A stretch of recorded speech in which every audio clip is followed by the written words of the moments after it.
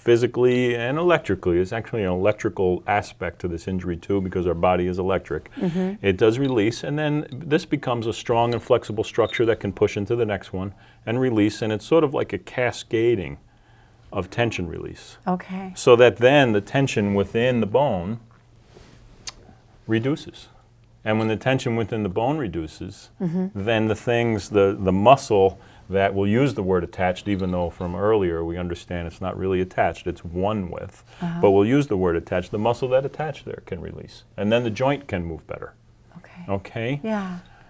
So how is this actually procedure done then that you're talking about? Yeah. If you could go into depth, now that I understand the concept of what you're explaining to us, and I know it as swelling, in your knee, when you hit it, your body will, expand, which you were talking about. And so how is it that you actually would promote this to go down?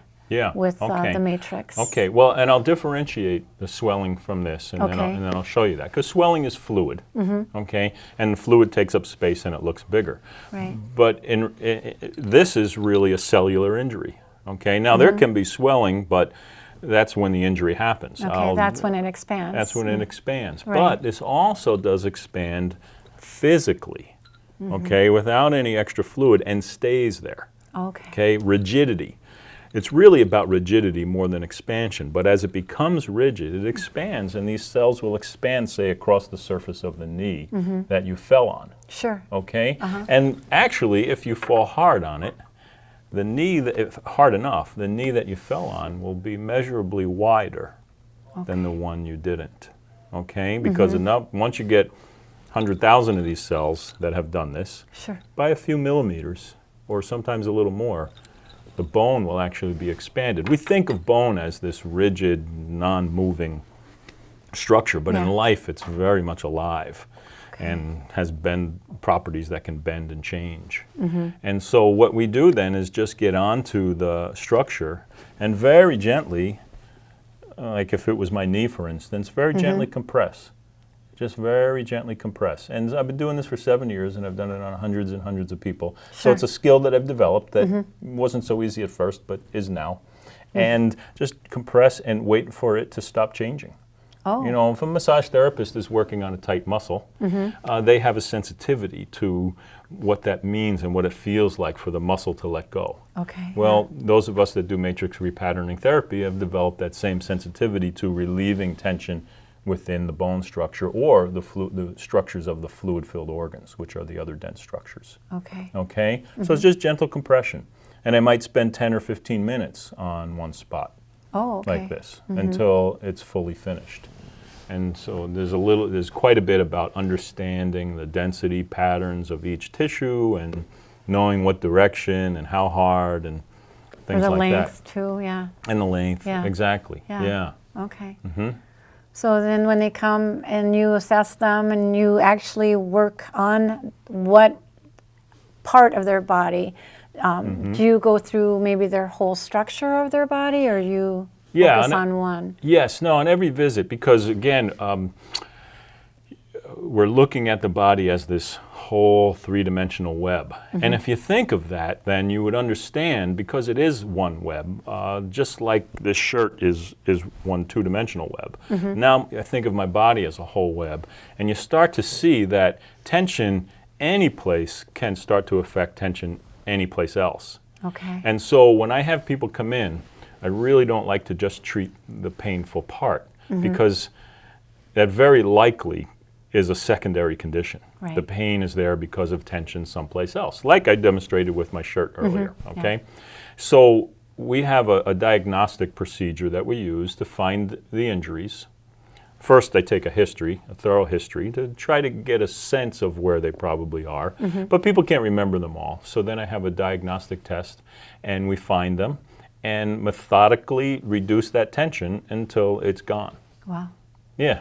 It's really something. And for most people, in 6 to 10 visits, and then they're done, and then they move on, feeling better, doing better, taking care of themselves in better ways, and even improving even more with the other forms of care that maybe they were frustrated with before, because these anchors are gone, right? These anchors are gone. So going to need to iron my shirt when this is done. I can do this over and over. Yeah.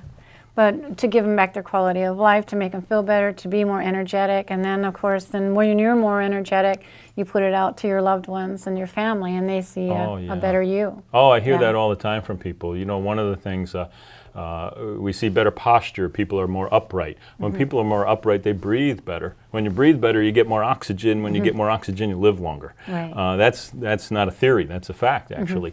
And people all the time, that's one of the fun things I hear from people all the time. There's a lot of fun things I hear, but one is they get up off the table, especially when we've done work in the thorax or the chest area, and they get up off the table and say, oh, I can breathe so much better. I didn't even know I was having trouble breathing. Oh, that's amazing. And then they hear maybe from their spouse or their kids about how their posture is improved. We get rid of heel lifts quite a bit. We have people, you know, that wear lifts in their heel to help balance out legs that appeared to be unequal in length. Well, when we're done with this work, most of the people I've worked on, they either don't need them anymore or we've reduced their size significantly to a very small heel lift. That's but usually they're gone. And so the idea that I have a short leg very well may not be true. That it really is about this whole web shifting so that it appears that you have a short leg. It's been quite interesting to see that. At first I was quite surprised. Now I'm not anymore. Now I expect it. Oh, wow. Yeah. I know, because I was told the same thing. One of my legs are shorter than the other one, Yeah, and as a chiropractor, I've always evaluated people for that. And so people would come in and I evaluate them and I say, oh, you have a short leg and I can see why you're wearing this heel lift. It looks like you need it. So early on in care, that would be what I would say to them. And then we'd be done with their care and they didn't need it anymore. And I wasn't lengthening a leg or shortening a leg. I was changing three-dimensional tension within their whole body. So their whole body became upright. So their body, so then I had, you know, I have to come up with an explanation for that somehow.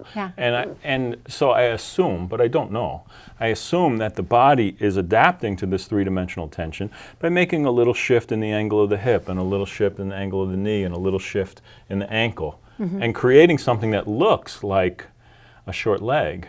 But when we're done releasing all this tension and the pelvis is balanced and the legs are balanced, sure shouldn't be wearing the heel lift then anymore. And so we throw them out the window. Oh, that's good. It's really fun. That's a great feeling. Yeah. Well, we're running out of time. It's been so great listening to you, and you got me totally involved in what you were saying. Is there any last-minute things that you want to throw out to the viewers?